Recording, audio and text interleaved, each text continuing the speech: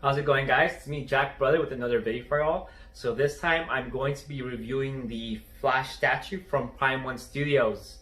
So something about this character is they kind of went away from the comic book version and they did a MCU style Spider-Man where Spider-Man was kind of becoming a superhero. So they kind of tried to do that with Flash, and they kind of made him more of a comic relief superhero, where there was a scene where he's telling Batman, I've never done battle before, and kind of try to play off a little humor into the movie, which kind of didn't make sense because he actually took down Captain Boomerang in Suicide Squad. But other than that, I thought Ezra Miller did a pretty good job, and it kind of put some entertainment into the movie. So let's get into the statue, guys. So starting from the base, we have the Flash statue emblem, and then very identical to the previous statues, the wall of the base, very identical to the others. It has that Kryptonian metallic look. And then the top of the base is where it becomes more unique. And this is the scene where the Flash is pushing a pickup truck, and this is the road that he's running on. So I really like the base. A little simple, but I like that they added that. You can tell real quick that this is a very, very photogenic statue.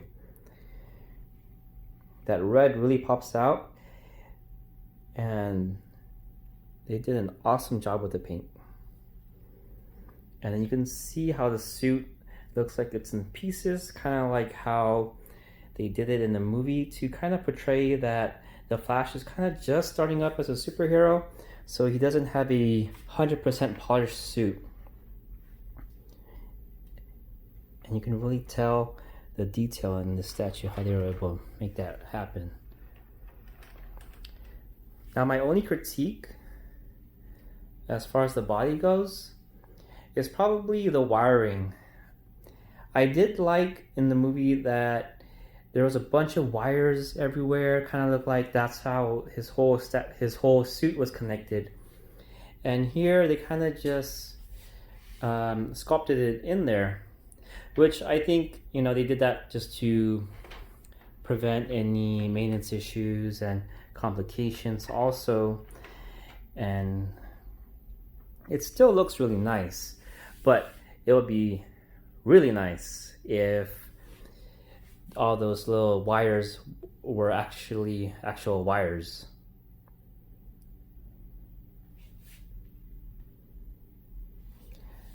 Now the portrait of Ezra Miller, did an awesome job on that one. They didn't use the translucent paint that they did with Aquaman and Cyborg, so it's very photogenic, and I have a white ring light shining on the statue so it doesn't lose any of that detail. When I shine the light on Aquaman and even on Cyborg, less on Cyborg because he has a darker skin tone, Aquaman really loses a lot of detail, and there's a parts of it where it kind of just looks a little off in the video.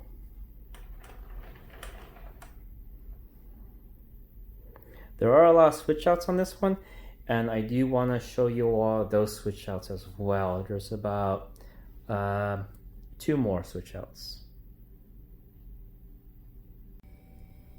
So we have this pose here where he's kind of just awkwardly standing there, doesn't really know what to do with his hands. And I like both poses because they're both kind of awkward, where either he's having his hands to his hips or he's having his hands to the side.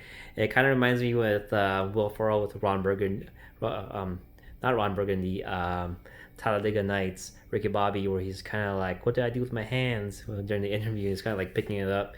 So I feel like that's kind of what's happening with this statue, is that Ezra Miller doesn't really know where to put his hands. So he's kind of either has it kind of awkwardly to the side, or he's putting it on his hips. One thing that actually happened to me with this statue was that this finger had come off and I had to glue it together. It was a quick fix, but you just hate to see that during an unboxing because you're just so excited about the statue and then boom, finger came off.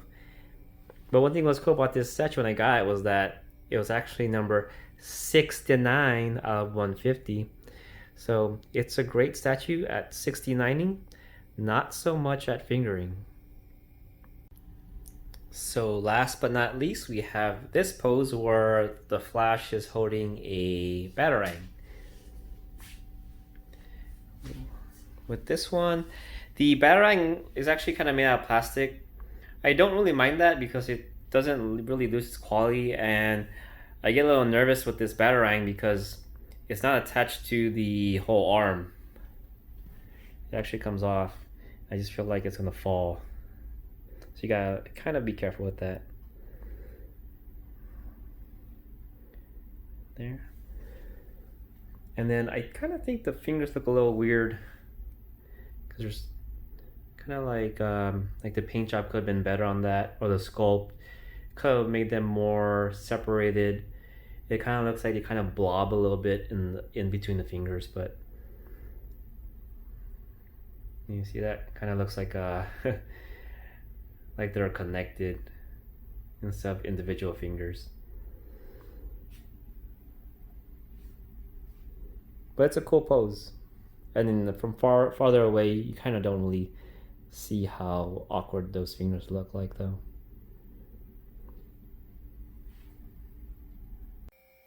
So the EX Flash comes with the red mother box from Wonder Woman, or Themyscira.